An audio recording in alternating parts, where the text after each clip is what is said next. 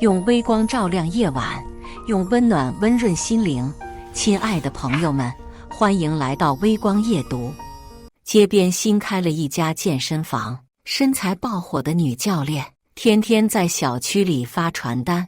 婆婆突然想去办健身卡，老公举双手双脚赞成。隔天，这对母子就去健身房充值了10万，把我俩备孕的钱全给搭进去了。我气急攻心，要求退款。婆婆骂我不孝，我年纪大了，有三高，不锻炼，你是盼着我早死吗？老公撂下筷子，夫妻共同财产，我有花的权利。后来健身房卷钱跑路，我去追债，意外车祸身亡，老公却拿着我的赔偿款接了女教练进门，住我的房，睡我的床，花我的钱。睁开眼，我回到了女教练在小区推销办卡的那一天。接下来开始我们本期故事，记得点击订阅并开启小铃铛。子君，我不想去跳广场舞，我就想上健身房锻炼，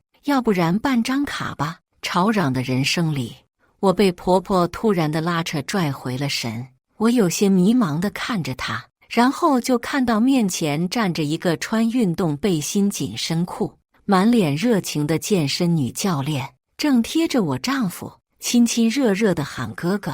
这才反应过来，我是重生了。子君，妈想锻炼的意愿这么强烈，你做儿媳的就替她出了这笔钱吧。耳边，丈夫张伟也在怂恿我办卡，一模一样的场景在眼前重现了。前世，因为这家健身房是新店，场地规模小，年卡却比附近其他健身房贵1000，纯割韭菜。我就劝婆婆去办了另一家，结果惹毛了婆婆，不光纵容她儿子出轨女教练，还合伙小三骗光我身上所有的钱，害得我在追债的路上被横穿马路的大卡车撞死。好呀，婆婆，你想办就办一个。我欣然应允，重来一世，我不当这贤惠的好儿媳了。婆婆想办健身卡，那就办，反正即便我阻止，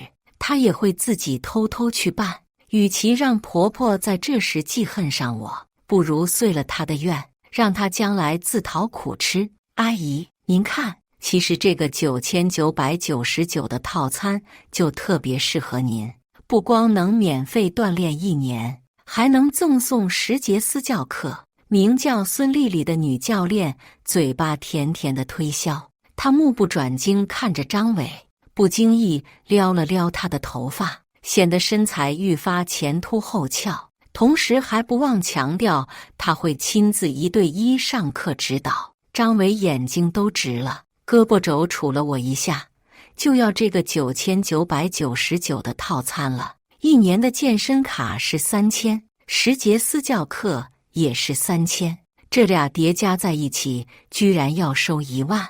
我想骂张伟脑子里装的是不是屎，忍了忍，咽了下去，扫码转过去3000，我们办张普通年卡就好。孙丽丽没理我，眼神委屈地看向婆婆。微风树下小摊前，我们4个人就这么僵持在了原地。婆婆皱了皱眉，果然开口了：子君，你是觉得我不配请私教吗？还是你舍不得出这笔钱？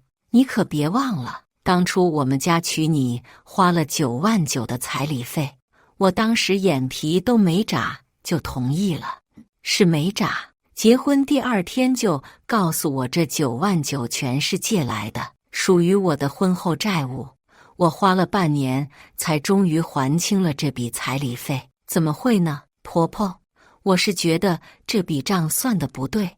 单独买10节私教课也就3000块钱，和健身卡加在一起还翻倍涨价呢。我似笑非笑地看向孙丽丽，孙丽丽眼眶都急红了。这当然是有区别的，单独买教练是随机的，买套餐可以选择自己想要的教练。我是觉得和阿姨很投缘，想亲自带阿姨上课，可拉倒吧。这破健身房总共也就孙丽丽和她爹2个人，我就要买9999的套餐，要选丽丽给我上课。婆婆发话了：子君，家里又不是你一个人在挣钱，我也有使用权吧？张伟埋怨地瞪我一眼，好像我是什么蛮不讲理的人。丽丽教练，你放心，钱我有的是，套餐肯定买，换做前世。听到张伟这么说我肯定得难过半天。看透他真面目后，我释然了。他到底哪来的底气说大话呀？难道是靠每个月3000的死工资？不过最后我还是买了婆婆想要的9999套餐，没别的原因，是因为我知道就算我不买，婆婆也会偷偷带她的好儿子去健身房里充10万。为啥呢？当然是她打第一眼就看上孙丽丽了，觉得她屁股大，好生养。交完钱，孙丽丽眉开眼笑地加了婆婆和张伟的微信。见此，我也笑着把2维码递过去。丽丽教练，你也加一下我呗。孙丽丽脸色却变得很为难。我们教练的微信只能加学员，是吗？可是我丈夫也不是学员，你刚才不也主动加了吗？我笑得更加礼貌了。孙丽丽咬了咬下嘴唇，不情不愿地加了我。花完钱，散完步，回到家，婆婆和张伟一屁股坐到沙发上看起了电视，一边看一边吃水果、嗑瓜子。明明脚边就是垃圾桶，却总是扔得满地都是。换作平时，我早就拿起扫把去旁边扫了，可今日我刚拿起就又放下了。看着客厅里没心没肺的母子2人，扭头回了卧室洗澡，正在敷面膜，忽然听到客厅里电视机的声音消失了，2道刻意放轻的脚步正往门口方向挪动。我打开门问道：你们这么晚了还要出去啊？2人脚步一顿，张伟回头尴尬地回道：刚才丽丽教练发我们微信说现在健身房有免费的试教课，让我们去感受一下。现在都9点了，你确定吗？妈不是习惯早睡。我觉得有点好笑。平时张伟他妈作息严格，吃完饭就要出去散步，散完步回来看会儿电视就要睡觉，谁都别想让他多干一点活。可今日却愿意破了多年的习惯，这有什么？1节课也就1个小时，我们10点多就回来了。婆婆显然不想和我多聊，拉着张伟就出了门，门砰的一声关掉。我躺回床上刷手机，没多久就刷到婆婆发了个动态，画面中孙丽丽在教我老公一个健身动作，2人亲密地贴在一起。我老公身材微胖，肉聚集在腹部，平时最讨厌运动，这会儿气喘吁吁地配合着，脸都憋红了。最搞笑的是我婆婆配的文案，看起来真像是天生的一对，满满遗憾她儿子英年早婚。我没在意，又刷了下手机，结果刷出了孙丽丽的最新动态。她发出来一张会员充值10万的截图，配文：感谢信任，幸福就是这么的简单。尽管她打码了我老公的微信头像，我还是从露出来的边角里认了出来。下一秒，扣费短信虽迟但到。说来好笑，这笔钱其实是我们结婚3年以来攒下的备孕金，存在我的名下，卡放在张伟那里。张伟是临时工，拿的是死工资，因而我对他没有多大要求，他偶尔存个几百，剩下的钱全是我的工资，辛辛苦苦攒的钱，就这么让他献了殷勤。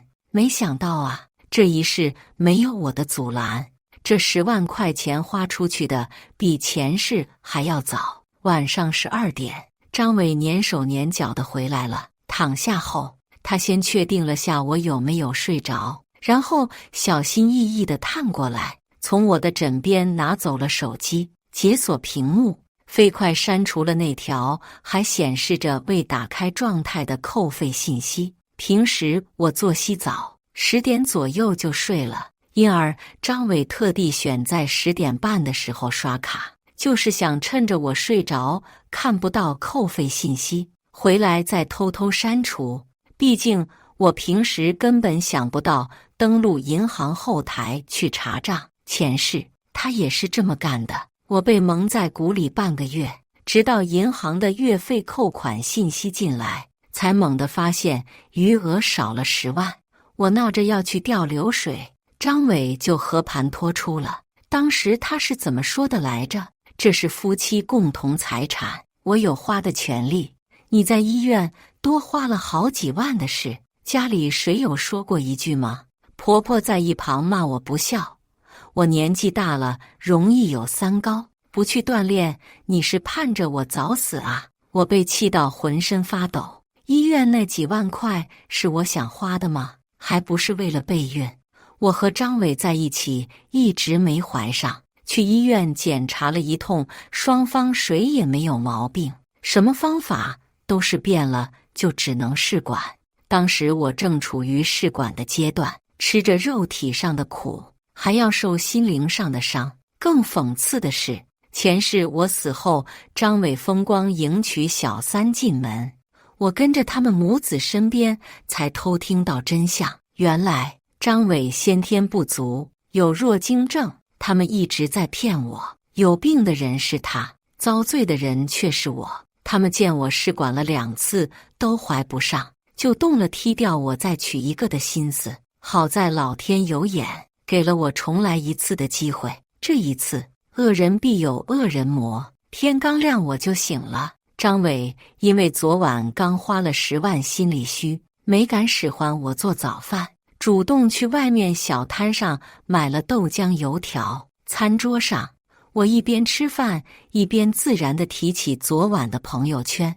婆婆，今早我姑打电话给我，问我是不是跟张伟闹矛盾了。你看这是弄的，我都不知道该怎么解释了。婆婆脸上划过一抹心虚，我那都是开玩笑的，你也知道我没上过学，不会表达，容易引起误会。我笑了笑，说的也是啊，婆婆你可能是忘记弄分组了。张伟表情难看，子君，你这话里话外含沙射影的，是觉得我对不住你了呗？妈就这么个直性子，心里有什么想法就直接表达出来了，根本没有别的意思。老公，你胡说什么呢？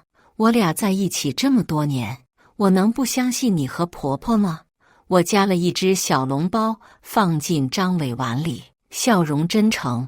我是觉得，老公你常年应酬，体重不知不觉就上去了，足足比我俩结婚的时候胖了30斤。正好趁着这次妈办了卡，一起加入锻炼吧。张伟眼睛一亮，刚想说话，我打断了他。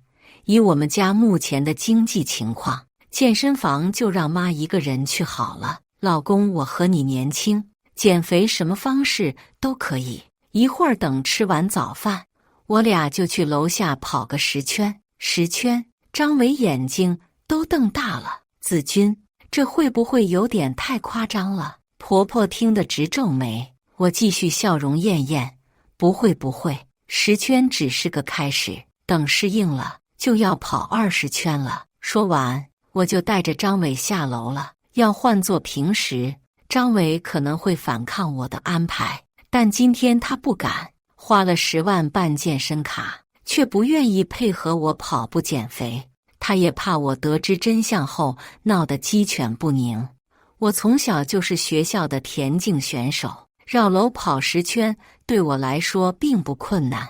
张伟就不行了，刚3圈就累得气喘吁吁，5圈后直接改成慢走。我可不会放过他，在后面大声呵斥，逼着他跑完了10圈。他累得像条死狗一样回了家。我在家洗了个澡，就说去上班了，实际上并不是。我就坐在家楼下的咖啡厅里，亲眼看着张伟母子从小区里出来，走进健身房。孙丽丽笑嘻嘻地跑出来迎接，还挽住张伟的手，恨不能整个人挂在他身上。可怜的张伟刚跑完10圈，体力明显不支，却又不能表现出很虚的样子，只能强撑着，能撑住就好。我就是想看你咬牙撑到极限的样子。接下来的每一天，我都强拽张伟下楼跑步。张伟也想反抗，他一反抗，我就拿健身卡说事。他越是不敢让我知道，就越受折磨。在大量运动的前提下，我并没有限制张伟的饮食。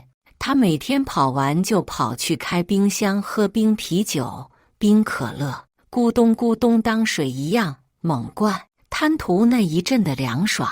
殊不知，在身体高热的情况下，猛灌冰水等同于自杀。别人锻炼是增强体质，张伟锻炼是越练越萎靡。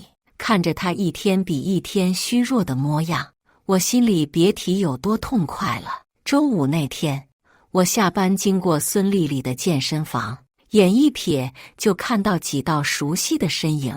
只见孙丽丽大半个身子都压在我老公身上，在帮他做拉伸动作。两人一边拉伸，一边不知道在聊些什么，逗得孙丽丽咯咯直笑，小粉拳啪啪打在我老公的胸脯上。真是知道的以为他俩在谈情说爱，不知道的还以为是在正经锻炼。我脚步一拐走了进去，和老教练聊得乐不可支的婆婆看到我，立即变了脸色，用力朝着张伟的方向清嗓子。孙丽丽和张伟慌里慌张从健身垫上爬起来，张伟脸色还有点狼狈。子君，你怎么突然来了？来之前也不打个招呼。我笑笑，摆了摆手说，我下班了，看到你们在就进来瞧瞧。继续呀，我也想看看你们平时是怎么上课的。不好意思，这里是正规的健身房，只有会员才能观看。孙丽丽委婉地拒绝了我，一边给张伟递眼神。张伟心领神会，要赶我走。子君，你先回去做饭吧，一会儿我和妈锻炼完就回家了。我愣了一下，我丈夫不是会员，他就能看，他不光可以看，还能被指导，我就不行吗？孙丽丽咬住唇瓣，眼眶都红了，好像我是一只会吃人的母老虎。张伟生怕暴露他充了10万会员费的事，拉着我的胳膊就想拽我出去。可惜他现在体力虚得跟个弱鸡一样，我随便一挣就推了。正好我也想锻炼一下，丽丽教练，你也指导指导我吧，这不合规矩。那什么才是规矩？我执意地问。孙丽丽求救似的看向我婆婆，子君，你这心眼也太小了。丽丽和小伟就是正常的教练和学员关系，都让你想成什么样了？别无理取闹，赶紧回去做饭，站这儿影响我们一家人锻炼。婆婆这句一家人说的咬牙切齿，眼神恨不能把我给烧了。我瞧着他们4个人统一阵线敌对我，倒真格外的像一家人。我这个外人忍不住了，婆婆，您说啥呢？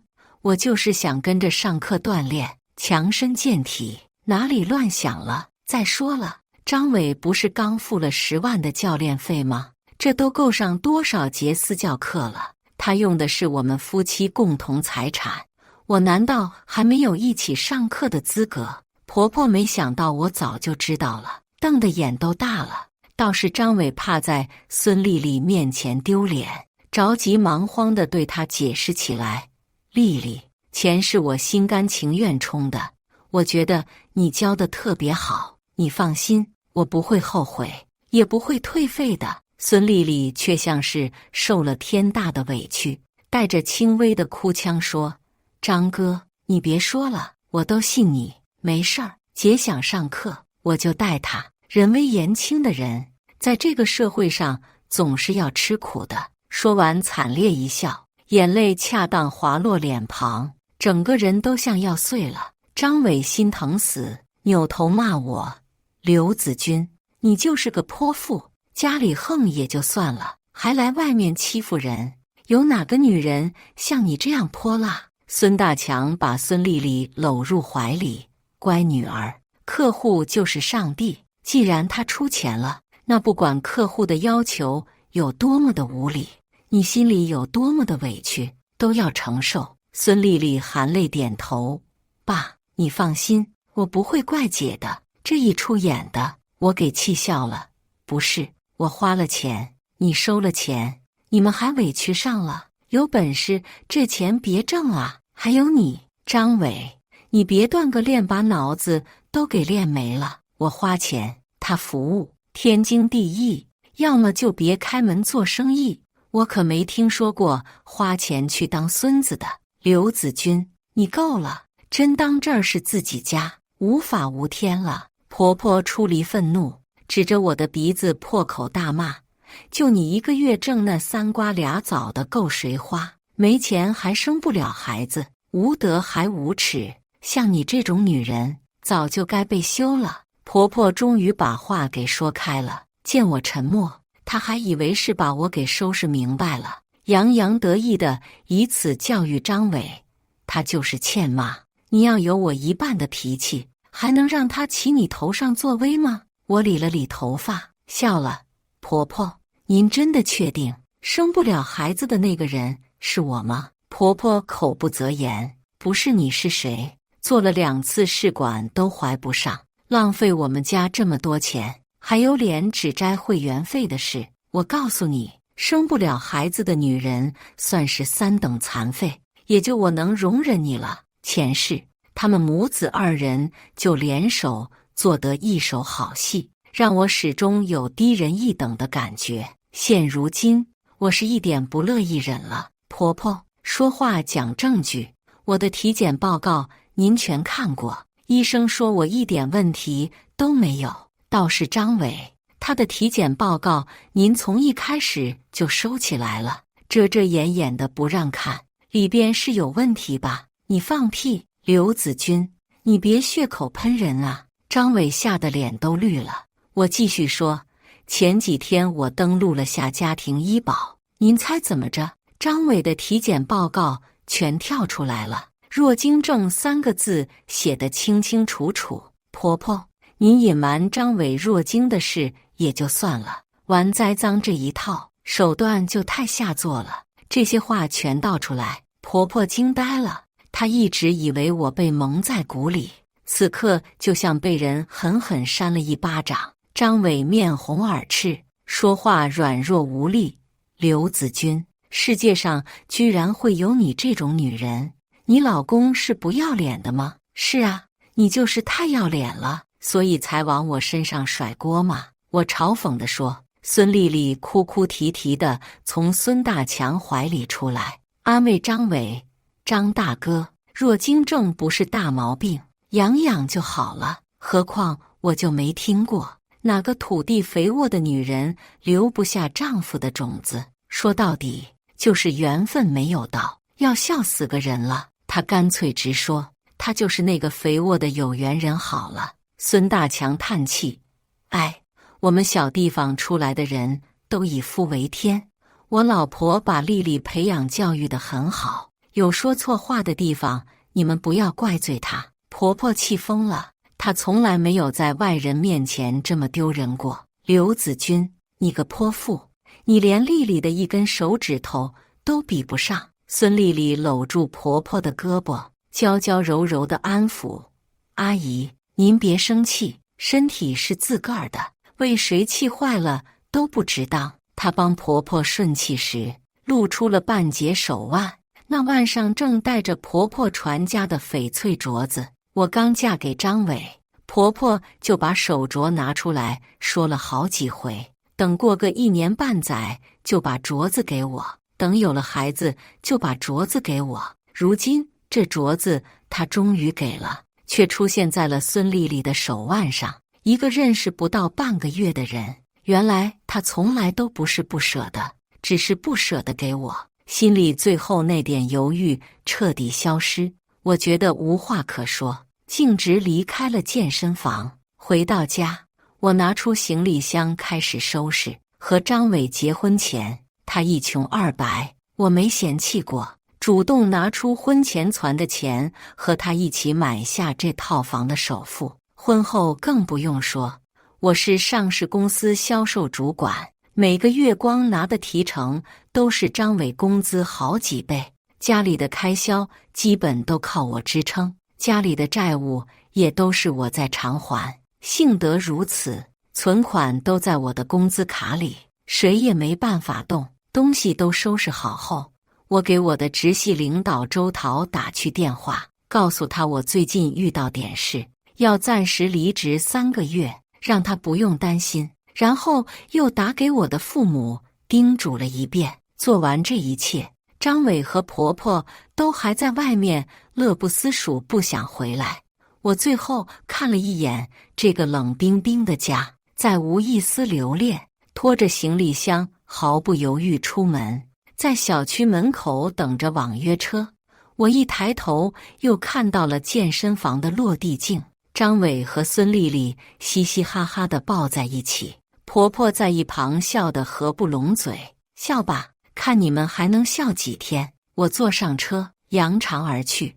我回到了爸妈所在的城市，但没有回家，而是选择在3公里外短租下一套房子。正如我所预料，我刚离开那会儿，张伟母子谁也没有在意，甚至还在为我的离去而感到高兴。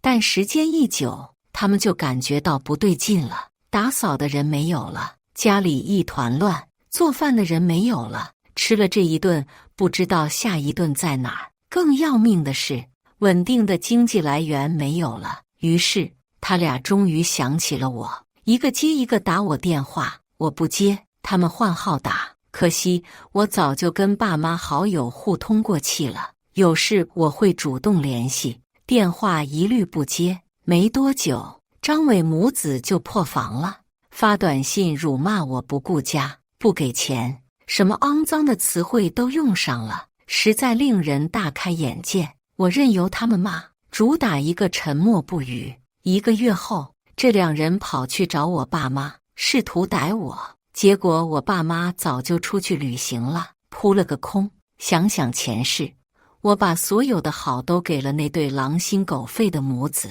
难免忽略亲爸妈。我死后，最难过的人却是他们，尤其是我妈，一夜白了头。既然人生可以重来一次，弥补也一样可以。反观张伟母子，别看这2人骂我骂得嘎嘎欢，可一点没耽误健身。婆婆隔3差5在朋友圈秀张伟和孙丽丽一起锻炼的照片，使劲夸孙丽丽教得好。在婆婆卖力的宣传下，她身边的亲戚朋友都跟着买课了。熟悉的朋友圈里突然掀起一股健身热潮，我冷眼旁观，等待着一场更大的暴风雨。3个月后，房租到期，我不疾不徐返回家里，打开门，一股刺鼻的气味扑面而来，整个客厅居然都是吃空没有收拾的快餐盒，层层叠叠摞成一座小山。张伟打着哈欠，挠着屁股从卧室走出来，看到我眼睛都瞪圆了。子君，你回来了呀！在隔壁的婆婆闻声迅速出来，2人见到我，非但没有生气，反而无比激动，就像看到了救星。你去哪儿了？真是不知道我有多担心你。回来就好，回来就好。来，家里的水电费欠了2个多月了，你赶紧去交一下。还有啊，我的信用卡都逾期了，我快被这帮人烦死了，老是打电话催，我要有钱能不还吗？失去了我的收入支撑，张伟母子连最基础的水电费都交不上了，难怪家里一股子滂臭的味道。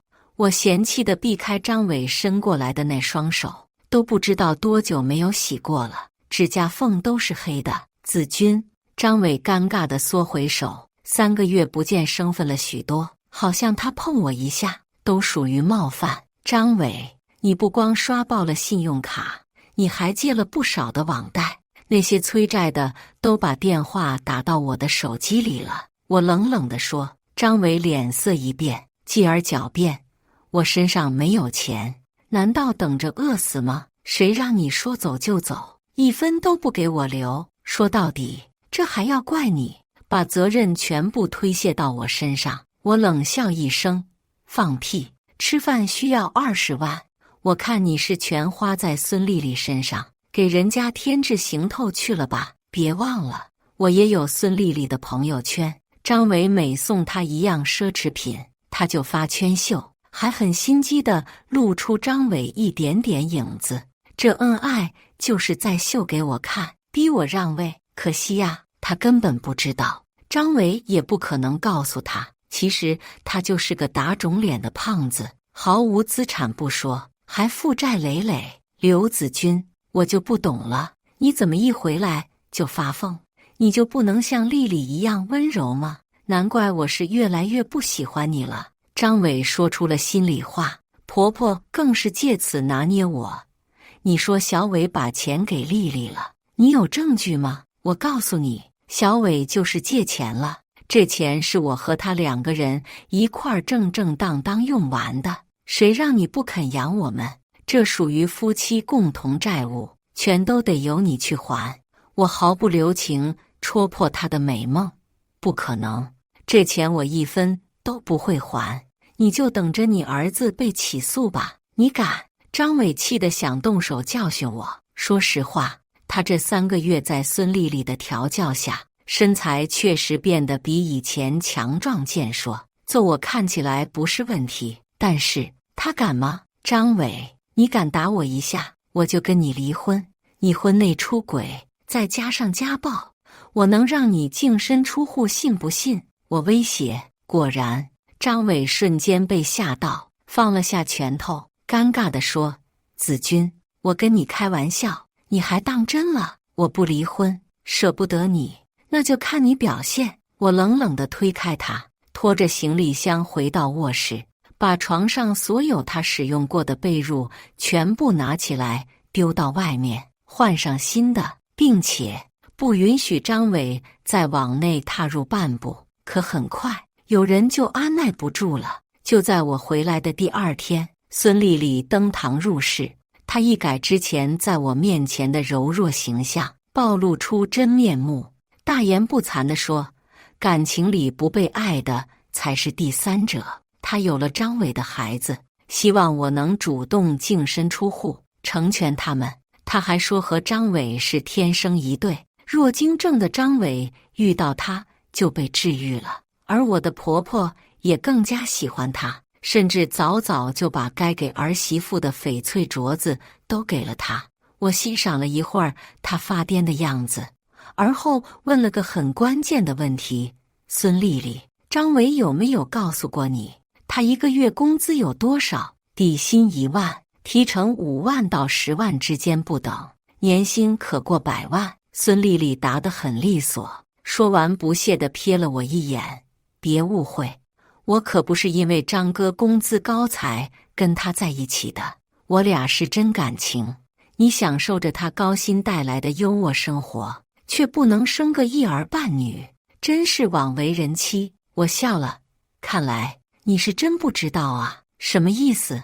张伟一直都在骗你，他不敢告诉你，这个家拿高薪的人其实是我，而他就是个小小的托关系才当上的临时工，每个月只能拿3000多块工资。哦，不对，扣掉5险1金后，还有2000左右吧。至于这套房，首付我出了70%，张伟出了30%，装修都是我来，真要判，基本也都是我的。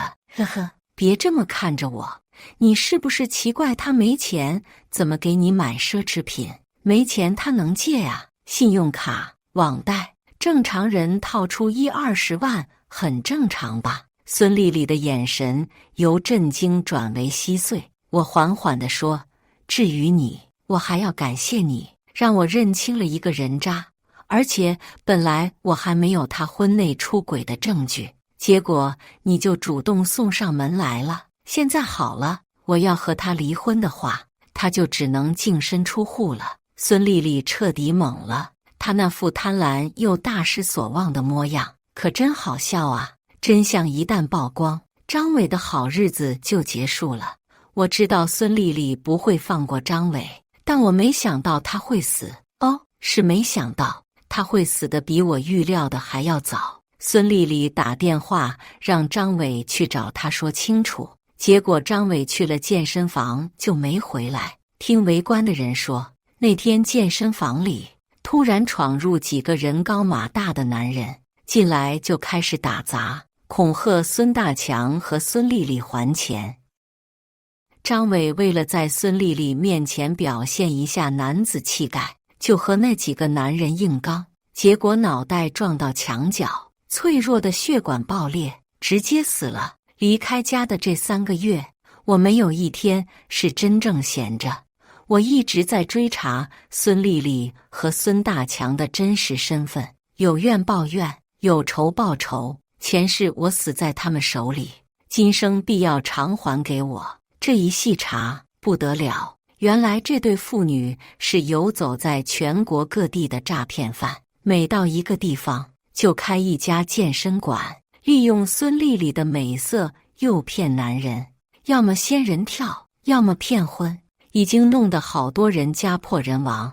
这几年房价涨得快，我家一跃成了中高端小区。张伟平时好面子，爱置办行头，车子开的是2手的宝马5系，就被孙丽丽给盯上了。其实我做的也不多，就是在网上放了点消息，透露了这对诈骗犯的地址，自然就会有人找上门。结果张伟死了，死得真好，垃圾就该被回收，死了人，健身房也关门了。孙大强和孙丽丽丢下一堆烂摊子躲了起来，我却意外发了一笔财。失手打死张伟的人，也是曾经被孙丽丽骗过的受害者。他家里很有钱，而且这并非故意杀人，所以他家过来找我协商，说愿意赔偿我一大笔钱，只要我不再追究。我欣然同意。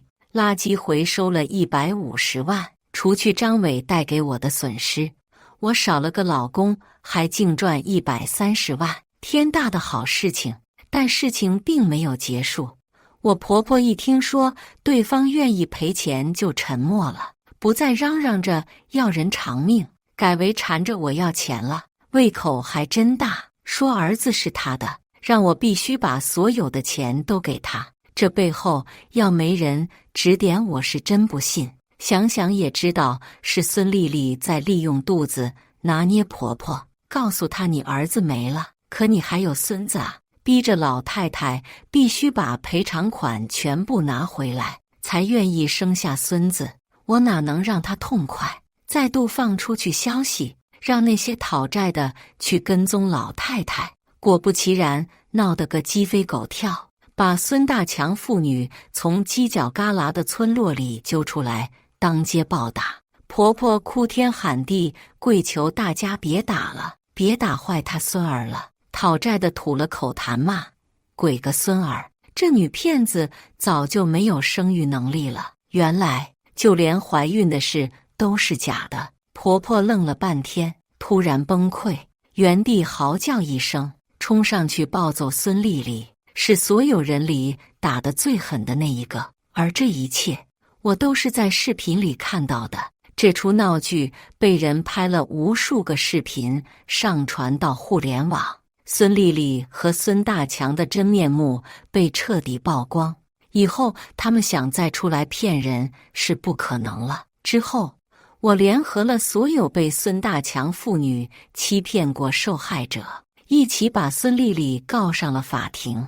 最后发现，全部金额加在一起，足够他们坐穿牢底。就算张伟死了，我还是去申请了离婚。从此，张伟和我再无任何关系。我还卖掉了房子，加上手里的赔偿金，在最好的地段全款买了一套新房，接了我爸妈过来一起住。至于我前婆婆，她彻底疯了，流浪在村子里，蓬头垢面，穿得破破烂烂，每天抱着一件衣服，逢人就说这是我的孙子。大家知道他干过的那些事，谁都不爱搭理他。2年后，盛夏，时间久远的让我快要忘记过去的事情。我和上司周桃从前公司里出来，合开了一家新的业务公司。这天，我们下村去办业务，坐在河边和客户喝茶，高谈阔论。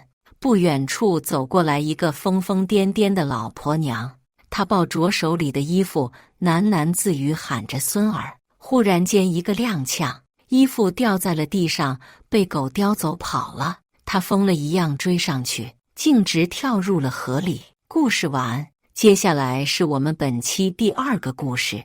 记得点击订阅并开启小铃铛。结婚5年，自己的车里多了陌生女人的香水味儿，这哪里是香气，分明就是狐狸的骚气。丈夫解释说，刚接了个客户，让我别疑神疑鬼。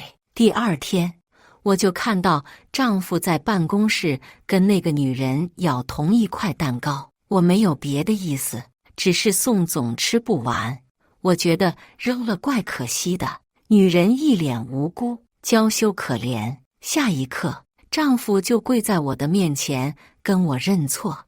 我搂住新交的小狼狗，劝他，现在哭得这么伤心，晚了。参加完聚会，在风中吹了近1个小时，才看到我老公宋阳开着车姗姗来迟。一开车门，一股香水味扑面而来，让我瞬间有些呼吸不畅。这种淡淡的味道对别人来讲或许不算什么，但是对于香水过敏的我却敏感无比。怎么了？为什么不上车？宋阳坐在驾驶室，见我不动，有些不耐地催促道：车里怎么会有香水的味道？宋阳一怔，但很快恢复如常。刚刚接了一个客户，有什么可大惊小怪的？公司又不是没有车，哪个客户需要你开私家车去接？杜佳念，我见过什么人是不是都要向你汇报？我就不能有点私人空间吗？我是人，又不是你的附属品。宋阳冲我一顿牢骚，随即发动了车，嫌车上有味，你就自己打车回去吧。说完一脚油门，扬长而去。我盯着车子离开的方向看了许久，才迈着沉重的步子在夜色中慢慢朝家走去。我遗传了我妈妈的过敏体质，从小就对一些东西敏感，甚至包括某些蛋白质。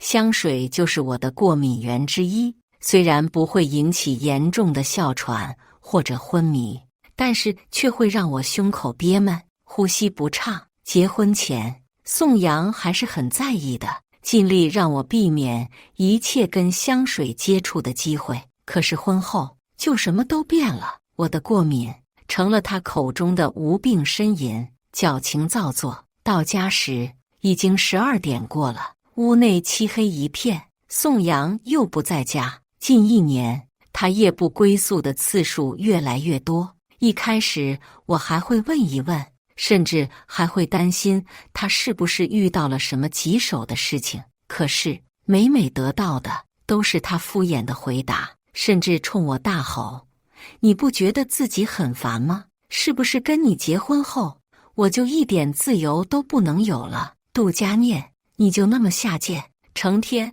只会围着男人转不成？我当时委屈极了，反驳的话还没说出口，电话就被挂断了。那天我整整哭了1晚上，之后我再没有过问过他的去向。今天也是如此。月末，我例行公事的去公司对账。我跟宋阳是大学时候认识的，他那时人长得帅，对我也好，我们自然而然地走在了一起。我家条件尚可，这家公司也几乎全部是我花钱，跟几个投资人一起建成的。宋阳没有出钱，但是却很能干，公司很多事情都是他在打理。只是结婚2年了，我们一直没有孩子。宋阳的妈妈以备孕为由，让我在家多休息休息。目前这个公司我只保留了股份，面上的管理基本上都是宋阳在运营，我只偶尔闲来无事会过来查查账。不巧的是，今天一进公司，我就闻到了一股若有似无的香水味儿。虽然很淡，但对于我这个对味道特别敏感的人来讲，足够分辨它的香气与车内的味道如出一辙。我顿时有些头晕不适，掏出包里的过敏药，过了好一会儿才稍稍缓解。会计看我不舒服，倒了杯热水端给我，它是我当初一手带起来的。虽然我现在不管事了，但是他心里一直向着我，每次来都会跟我说一说公司里的事情，都是那个林晓。会计有些不平道：老员工都知道您香水过敏，所以公司成立时就规定员工禁止喷香水。后来新员工尽管不知道原因，也还算自觉，只有林晓不服管。您不经常来，宋总也不管，这事也就由着他了，由着他。言外之意就是公司的人都知道宋阳对他特殊呗。林晓，我微微一怔，这个名字很熟悉，我好像在哪里听过，就是宋总新招的秘书。他点到为止，并没有多说什么。我突然想起，好像近1年每个周末都会给宋阳打电话的人就是他。无论宋阳多不开心，接他的电话时从来都是温柔耐心的，就像对待情人一样。我的心细细密密，有些发疼，脸色越发有些不好。杜姐，您没事吧？会计将发票拿给我，这个月宋总又有部分款项不明。我没再说什么，拿起账单一一对照，几十万的钱去路不明，这已经不是第一次。情人节、圣诞节，宋阳挪用公司钱款的时间还真是特殊。这2年这样的日子他从来没跟我过过，即便是生日和结婚纪念日，他也只象征性的给我转些钱，想买什么自己买，他甚至连面都不露。我缺这些钱吗？我看着屏幕上冰冷的数字，心里很不是滋味。那你想要什么？公司的事那么多，我已经很累了，你就不能体谅体谅我？他不是不过，只是心不在了，就什么都没有了。公司的整体装修没什么太大变化，只是多了些新面孔。我越接近宋阳办公室，那股香水味儿就变得越浓。宋阳办公室的门半开着，里面传出一阵小女生甜美惊喜的声音：你还真买了，答应你的事情当然要做到。你芒果过敏，只好买草莓口味的。宋阳轻笑，声音说不出的温柔。我其实也还好，没有过敏的特别严重。过敏可不是小事情，不管轻重，必须远离过敏源。以后连芒果都不能让你看见。语气中满满的宠溺，我心里胀胀的，酸酸的。那个曾经说要把我捧在手心的人，如今不但心里有了别人，在公司还毫不避讳。我看见他们同用一个餐具，同吃一块蛋糕，如此亲密，竟然连门都不关。我用手指敲了敲门，站在门口轻咳一声：你怎么来了？宋阳似是没想到我会站在这里，慌张和诧异一闪而过，不过很快就被烦躁和厌恶取代。怪我打扰了他的好事，来公司对账。尽管香水的味道让我有些不适，但我没有表现出来。当人没有把你放在心上时，你的弱点不会被对方同情，反而会被狠狠嘲讽。这是杜总吧？林晓满脸带笑。初次见面，我是宋总的秘书，叫林晓。他看了看面前的蛋糕，笑意更浓。您别误会，是宋总吃不完，我觉得扔了怪可惜的。就别人不要的好吃吗？我面无表情地打量着他，年轻漂亮，还很茶。既然是秘书，更应该懂公司的规定。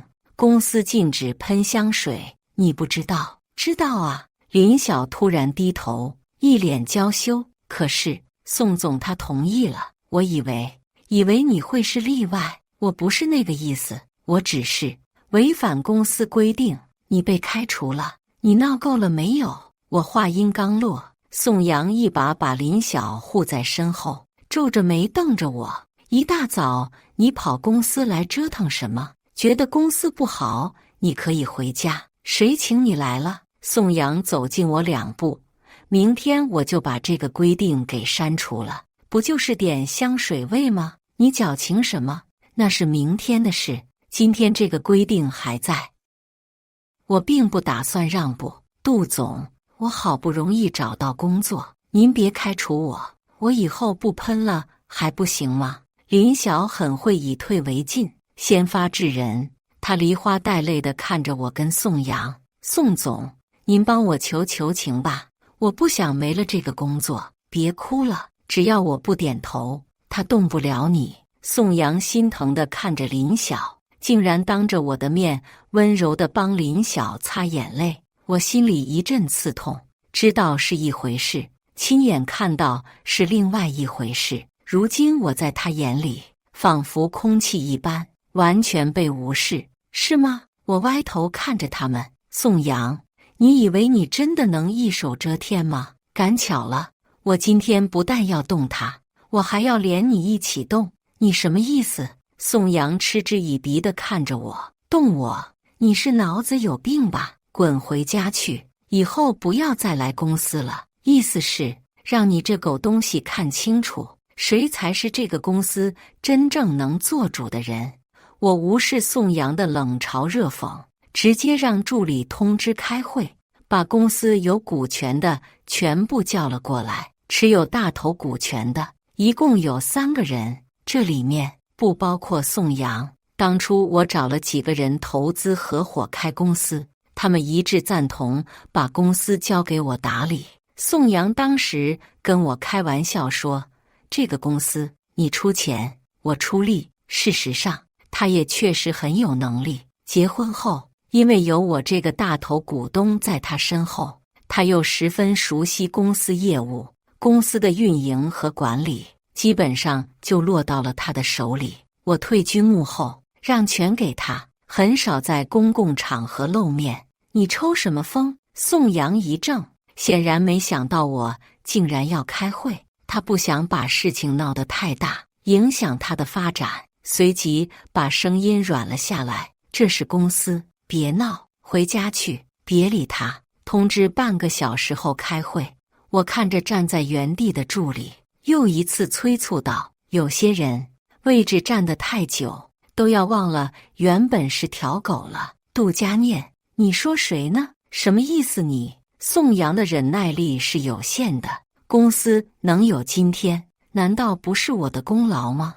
我供你吃供你穿，你还想怎么样？忘了自己身份的人是你。仅仅一句话，让宋阳失了风度，失了儒雅。他愤怒地指着我，声音之大，却掩盖不住内心的焦躁。杜总，我知道是我惹您不开心了，有什么气就冲着我撒，跟宋总没有关系。林晓依旧卖力地扮演着白莲花的角色，你是他招进来的，你犯了错，他能置身事外，还真像一对苦命鸳鸯，不知道的还以为我是第三者呢。杜佳念，你有种！宋阳紧紧地把林晓护在身后，一副为了真爱要跟我鱼死网破的样子。这2年，宋阳对我的态度越来越冷，我一直以为大概是公司压力太大，就变招法的让他开心，可无论我做什么，都只得到他冷冷的一句，你无聊不无聊？跟我无聊，跟别人却谈笑风生，听着会计的意思。他跟林晓特殊的关系，大概全公司都知道了，只有我一无所知。我不知道我们为什么会走到这种地步，明明之前也是恩爱有加，非对方不娶不嫁，可我知道他的心已经不在我身上了，我们不会再有以后了。开会的人到得很齐，就连平时一开会就请假的张晨，今天也早早的到了会议室。他是我学弟，比我小2届，家里很殷实，十足的富二代，也是大股东之一。之前我打理公司的时候，他对公司业务还是挺上心的。可自从我结婚后，张晨就很少在公司出现。近1年，宋阳抱怨的次数越发多。果然，富二代没一个好东西。公司给他那么多钱，一件正经事也不办，开会次次不来。他眼里还有没有我这个领导？我每次都安慰宋阳，其实心里知道是张晨瞧不上宋阳。我曾约过张晨2次，想缓解下他们的关系，但是每次提到正题，张晨便将话题岔开。虽然我不知道他心里到底怎么想的，但当初在公司最困难的时候，他明明有更好的选择，却出钱出力，没有放弃。单凭这一点，我就该心怀感恩。难得在公司看到你。张晨双脚搭在会议桌上，有些慵懒地靠在椅子上。更难得的是，你竟然要在公司开会，这公司的制度不改是不行了。还不等我说话，宋阳气急败坏的声音就从门口传进了耳朵。随便个人说开会就要开会，公司多少事情没处理呢？还有，他说完我后又瞪着张晨，做没做相，成何体统？张晨轻哼一声，脚是放下去了，嘴上却没有让步。我倒是想躺着，你这办公室也没条件啊。张晨，你是不想干了吗？笑话，在这个公司里，你能开除我？看着2人弩张剑拔的架势，我清了清嗓子，大家来的差不多了。我长话短说，不耽误大家的时间。我扫了一眼在座的人，我跟宋阳决定离婚，会尽快走完法律程序。跟大家说我私事的主要目的是想明确我在公司占的股份跟宋阳再没有任何关系。话音刚落，会议室里一片寂静。宋阳脸色阴沉的可怕，双眼瞪着我，恨不得把我给生吞活剥了。我无视他，继续说，从今以后，公司所有重大事情的决策都必须经过股东商议签字才能实行。不知道大家有没有意见？我没有意见，当初不就是这么商量好的吗？张晨第一个表态，学姐，我可是一直都站在你这边的。他懒洋洋的声音却透着一股坚定。谁反对，我就把我的股份转给你，有了1票否决权。谁不愿意，直接卷铺盖走人。杜佳念，开会说这种事，你诚心打我的脸是吗？宋阳看没人敢吭声，啪的把手旁的本子狠狠地摔在了桌子上。你多久没管过公司了？你对公司目前的状况知道多少？所以我只是跟你离婚，并没有想要解雇你。我无视他的炸毛，你应该庆幸，你虽然是渣男，但还有利用价值。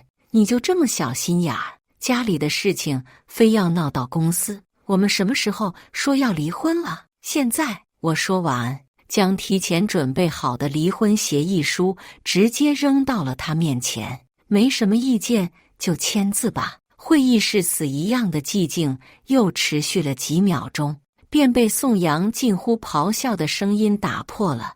杜佳念，你是不是脑子有病？就为了那一点点若有似无的香水味，你香水过敏难不成要让全世界人都不喷香水吗？你以为你是谁？你凭什么？宋阳拿起离婚协议书，泄愤似的把它撕了个粉碎。他虽然有时候脾气不好，但是在公共场合，他一向注重仪表和言语。可今天，他难得的失控了，他的整个人，包括手都在抖。我知道，他生气并不是因为我提出跟他离婚，而是离婚这件事不仅给他带来了不可估量的损失，而且在公布前，我连商量都没有跟他商量。其实这段时间，我不止一次想到过离婚，只是一直下不了这个决心。我们在一起了那么多年，对这份感情终究有些舍不得。可林晓的出现彻底熄灭了我最后一丝念想。我这儿还有很多份，你要是不嫌累，可以慢慢撕。我冷冷地扫了一眼失态的宋阳，头也不回地出了会议室。这些天，彷徨紧张、犹豫不决的心，似乎在这一瞬间全部释然了。我抬头望了望晴空万里的天空，原来我也不是非他不可。我这前脚刚出了公司，后脚张晨竟然一个电话就飙了过来，真要离？你觉得我像在开玩笑？他跟林晓的事你知道了？知道了。我顿了顿，是不是有点晚？不晚，不知道是不是我的错觉，我总觉得张晨心情特别好。我原本以为他随口说说，可让我没想到的是，宋阳竟然给林晓买了一套房子，两个人盘算着同居不说，竟然还要想办法把我手里的股份占为己有。我不知道张晨是怎么知道这些事情的，但是我心里清楚张晨的为人，他是不会骗我的。所以说，一点都不晚，时间刚刚好。张晨的声音隔着手机传到我的耳朵里，带着几分慵懒和随性。我这个内应学姐还满意吗？你在这小公司里还真是屈才了。我觉得学姐说的对极了。她轻笑出声，所以呀，公司得做大才行。她的意思再明白不过了，扩大公司业务，把宋阳踢出局。晚上我刚做完晚饭，就听到宋阳在门外砸门的声音。杜佳念，你把话给我说清楚，你给我滚出来！好歹是一个公司的负责人，有点素质行不行？我打开门，看着炸毛的宋阳，说实话，心里真心有些瞧不起他。分手看人品，这话果然不假，失了风度，也失了他在我心里仅存的那些好感。我没素质。宋阳指着门外整整齐齐的5、6个箱子，你什么意思？把我的东西都扔出来，还把门锁给换了？怎么，就算离婚，你还想让我净身出户？凭什么？不为什么？我声音有些冷。这房子是我婚前买的，我不想给你住了，不行吗？我们还没离婚呢。宋阳低吼道，离婚前分居很正常，拿着你的东西滚。好，我滚。宋阳咬牙切齿，你可别后悔。我不想再多面对他1分钟。啪的一声关上门，却久久没有回过神，面上可以装作若无其事，心里却仿佛被人挖空了一样，冷风呼呼地往里灌。我就这么靠在墙待了很久，才慢慢将自己的意识拉拢回来。屋外一点动静也没有了。此刻的他，怕是迫不及待地去找林晓了吧？曾经，他也是会在风里整整站2个小时，只为见我一面，嘴里说着动情的话，将我搂在怀里。如今，却只剩下了满心的算计。果然，一个人的心没了，就什么都没有了。第2天，林晓故意跑到我面前，炫耀他跟宋阳的关系。杜总，女人温柔点儿，男人才喜欢。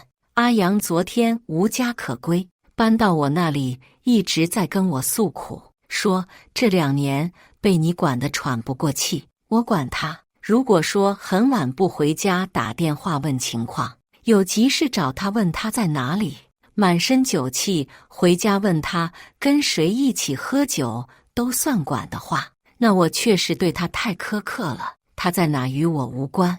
你已经被辞退了，怎么还不走？这样的女人，我真的不愿意跟她多说一句话。我跟公司的合同没有到期，你凭什么解雇我？林晓比我还趾高气扬，解雇也行，违约金批一下，合同上写得清清楚楚，违反公司规定，造成严重不良后果者，公司有权单方与他解除劳动关系。我违反什么规定了？喷香水！宋阳讽刺地笑了2声，这话说出去也不怕被人笑话。第一，公司规定每天8点半打卡上班，你每天快10点了才到单位。第二，身为领导的秘书，因为你的失职，损失了近500万的生意。第三，入职2年，业绩几乎为零，公司明文规定不准喷香水，你之所以装瞎装聋，就是因为跟上司不清不楚，他愿意给你嫖资那是他的事，公司不会买账。林晓脸色越发难看，他冷哼一声，一副小人得志的样子，踩着高跟鞋，姿态比公司任何一个领导都高高在上。杜佳念，你以为你能拿捏阿阳？你以为他稀罕你这个破公司？你等着，有你哭的时候。林晓不等我再次开口，扭着小腰就出了门。不稀罕这个公司，我一时没明白林晓的意思，却被一张报表瞬间敲醒。我顿时有种养虎为患的感觉。这2年，宋阳在公司的根扎得很深，除了特别重大的投资需要股东决议，很多事情他是有决断权的。就比如他手上的这几个项目，明明每个季度都在加大投资，却处于亏本状态，而几个并没有投入多少钱的项目，却是盈利大头，不赚钱。为什么还要一直追加投资？我详细翻了翻项目的明细，终于找出了问题。那些追加的钱并没有用于项目，而是不翼而飞。联想之前在会计那里一些对不上的账目，我隐隐明白了什么。张晨，你人脉比较广，帮我查一个事情呗。这种事情交给张晨，再合适不过了。下次找我帮忙，不用这个帮字，用给就行。我可没有能力使唤你，为了公司的千秋大计，我还得供着你呢，早晚3炷香。张晨嗤笑，那也值了，毕竟我活在了你的心里。我不知道他哪学的这种半土不洋的情话，天天张口就来。用会计的话说，看他说的这些话，就感觉下一秒对方会嘴里叼着一支玫瑰出现在我面前。杜姐，你学弟是不是对你有意思？会计半开玩笑半认真，我觉得他比宋总靠得住。他靠得住？我轻笑，别瞎说，小孩子玩心大。宋阳依旧握着公司的很多大权，他机会不把我放在眼里。他甩给我签完字的离婚协议书，上下打量着我，语气讥讽中带着嘲弄。你以为你能改变什么吗？我告诉你，你这么对我，迟早有一天会后悔，到时候别跪着求我。我知道他说这话是有底气的，原来一切背叛都是早有预谋。他借各种由头从公司搬运的钱，全部都用来维持他另外一家公司的运作。那是他自己背着我偷偷创建的公司，为的就是掏空现有的，等新的养肥了，直接拍屁股走人。被我辞退的林晓，转脸就做了那家公司的管理人。可我也绝对不是软柿子任由他揉捏。新公司初具规模，正需要拉赞助拉投资，如果断了他钱财的来源，就等于直接要了他的命。而张晨最擅长的就是拆塔。1个月后，宋阳找到了我，你到底想怎么样？宋阳眉头拧成一团，跟1个月前判若两人，就连身上的西装都有些发皱。你要离婚就离婚，你要我让权我就让权，你辞了林晓我就让他走，你还想怎么样？听起来倒是我咄咄逼人了。你瞒着我转移公司的财产，转移你自己的财产，也是我让你做的。佳念，我们这么多年的夫妻，你不能把我往死里逼呀！我可没有那么广的人脉，你好像找错人了。我懒得跟他废话，直接下了逐客令。你以为我没有去找过张晨？他亲口说的，只要你点头，他就收手。我点头也行。我拿出纸笔，开始跟他一笔一笔地计算账目。结婚期间，你用我们共同财产给你的小情人买房子、买奢侈品、买车、买礼物，请他吃饭，这些我有权利一一要回。你有必要这么小气吗？有啊，我一向小气。我把纸笔递给他，你不是让我收手吗？行啊，你先把这些给我一笔一笔写下来结算了。宋阳像只被困的狮子，用一双猩红的眼睛瞪着我。僵持半分钟后，他拿起笔，妥协了。当天下午，我带着我的律师就去了林晓的住处。林晓看到我，不但没有任何愧疚，眼里还是满满的讽刺。在他看来，不被爱的才是第三者。他跟宋阳是真心的，是我阻了他们的路。听说你怀孕了，我打量着眼前的女人。是啊，林晓笑得越发得意。我可不像某些人，结婚那么久，什么也生不出来，活该留不住男人。那恭喜你做了一个完美的候补。可能之前这些话还能刺激到我，但现在不会了。不过这次我不是来看你的，我是来看房子的。我冷哼一声，推开他走了进去。你干什么？这是我家，你给我出去，不然我要报警了。林晓一副你再走一步我就跟你拼了的架势，上前拦住我。你家很快就不是了。我微微一笑，他未经我允许给你买的东西，我会一样不少的追要回来，包括这套房子。你凭什么？房产证上写的是我的名字，就是我的。那结婚证上还写的是我的名字呢，他不也照应跟你生孩子？证上的名字你也信？你就是嫉妒我，把我撵出公司，现在还要抢我的家。世界上怎么会有你这种恶毒的女人？活该没人爱！林晓不顾形象的破口大骂。我懒得理他，跟律师看了看房子，商谈了细节。我们走的时候，他正拿着电话跟宋阳诉苦。不知道宋阳说了什么，身后传来林晓几乎崩溃的声音：宋阳，你个混蛋，当初你是怎么承诺我的？现在我怀着你的孩子，你竟然让我们租房子住，还把首饰和车全部卖掉，你还是不是男人？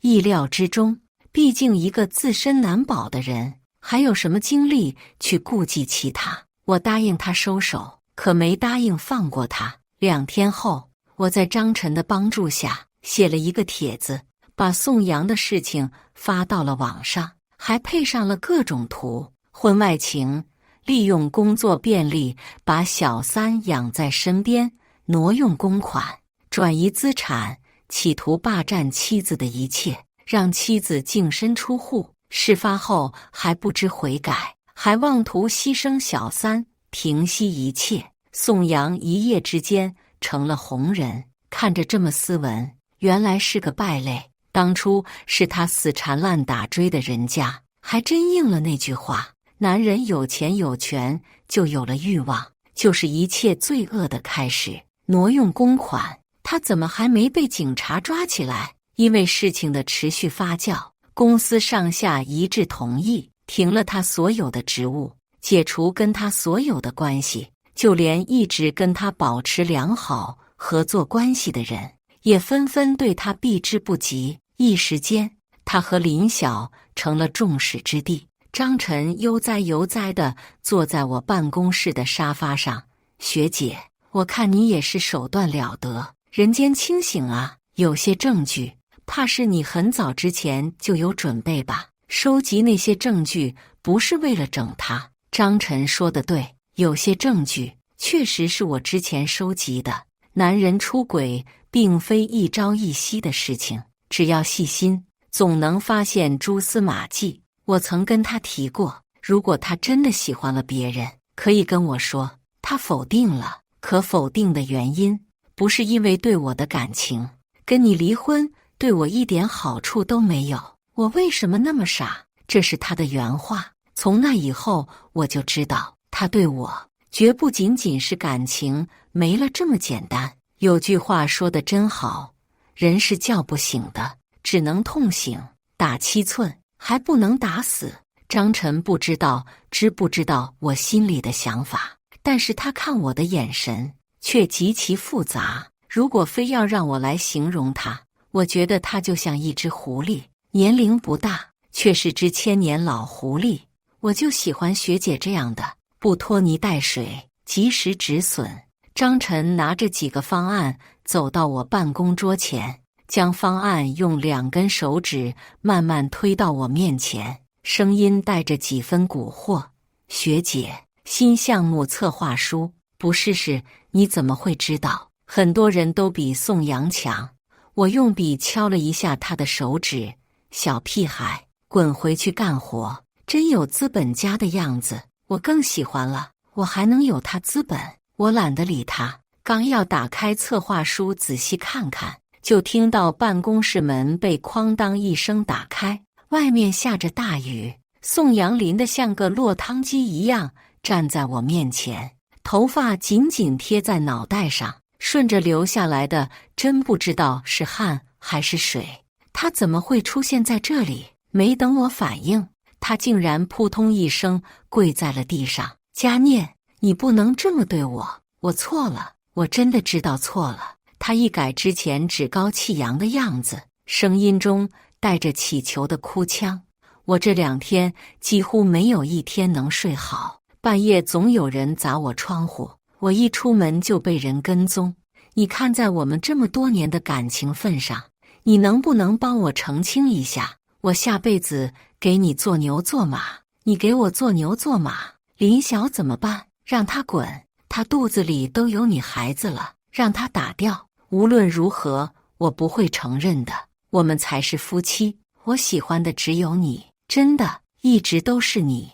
我真的很难形容自己此刻心里的感受。其实他谁都不爱，在他心里永远都只有他自己。宋阳，我掐指一算，觉得你这样的日子马上就要到头了。张晨站在旁边缓缓地开了口，什么意思？宋阳似是看到了希望，转头望向张晨，他的意思很简单。我不等张晨说话，把话接了过来。警察已经来公司核实，如果情况属实，你很快会被警察带走。试问谁还有胆子到警察局骚扰你？杜佳念，我也是为公司殚精竭虑，我没了，对你有什么好处？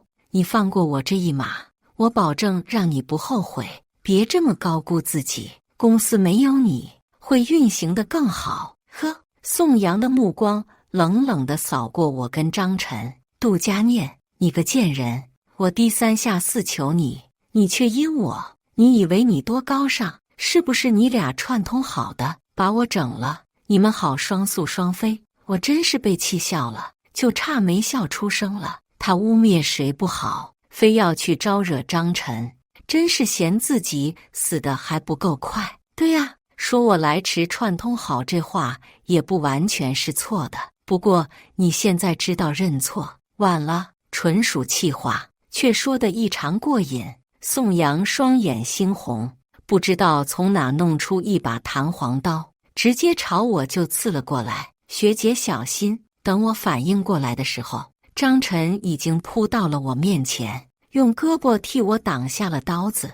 警察很快赶到，宋阳在骂骂咧咧声中被警察带走。他说了什么？我一个字也没听清，满眼都是张晨血液的颜色，那么红，那么刺眼，伤口很深，但还好没有伤到筋骨。直到从医院出来，我都没有回过神。你怎么那么傻？那可是刀子啊！我心有余悸，有些歉意地看着他包扎好的伤口。对不起，是我连累你，学姐，我是为了受的伤，还伤了右胳膊，你要对我负责。张晨完全没有之前挡刀子的魄力，俨然一副生活不能自理的样子，就差躺地上让我背他回去了。从那天起，张晨吃在我家，住在我家，我但凡稍有不愿意，他就耷拉着脑袋。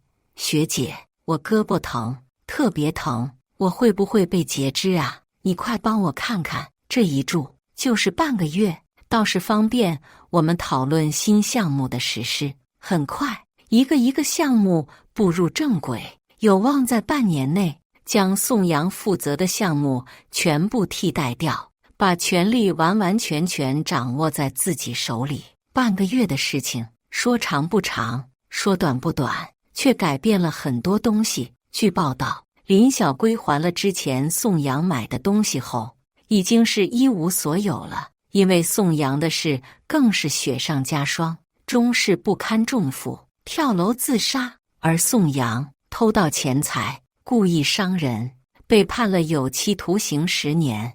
我的生活也因为这场闹剧的落幕归于平静。师姐，我无家可归了，你收留我好不好？张晨拖着箱子，大雪天站我家门口，委屈极了。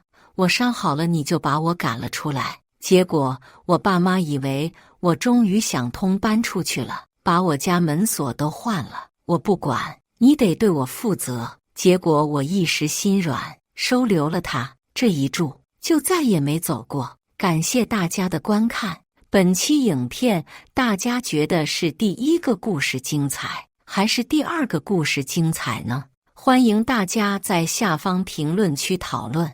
如果你喜欢这类故事，记得点击订阅微光夜读，并分享给更多的人，这会对我帮助很大。再次感谢大家的观看。